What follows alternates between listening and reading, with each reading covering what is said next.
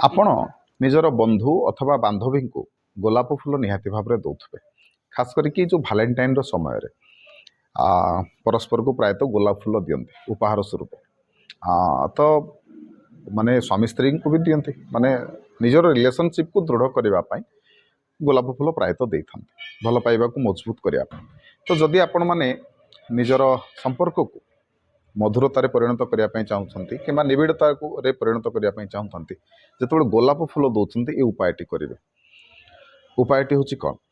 ना जो दिन देवे गोलाप फूल जो दिन देवे यहाँ पूर्व दिन आपन को करार अच्छे कौन करेंगे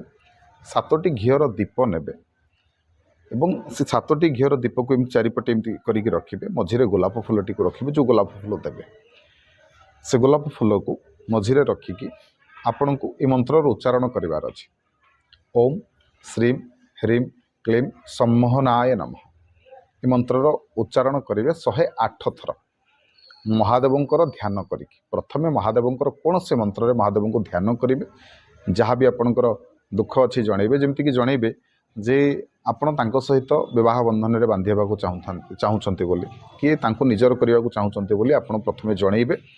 माँ पार्वती को एवं महादेव को जनइबे आउ ए मंत्रर पाठ 108 थर करेंगे करेंगे तापर दिन ये गोलाप फूलटी को आपण मैंने निजर बंधु अथवा बांधवी को दिंतु देखिए आपणकर संपर्क में दृढ़ता आसो मधुरता आसो गभीरता आसो आपड़ जी डेडिकेशन दौरान से आपण से आतुर है उपायटी करेंगे एवं शेयर करके समस्त को एक जनइबे जदि वीडियो आपको भल लगी था वीडियो को लाइक करेंगे चैनल को सब्सक्राइब करने को अनुरोध फेसबुक इंस्टाग्राम माध्यम देखुले फॉलो करेंगे रही जय जगन्नाथ जय शिव शंकर।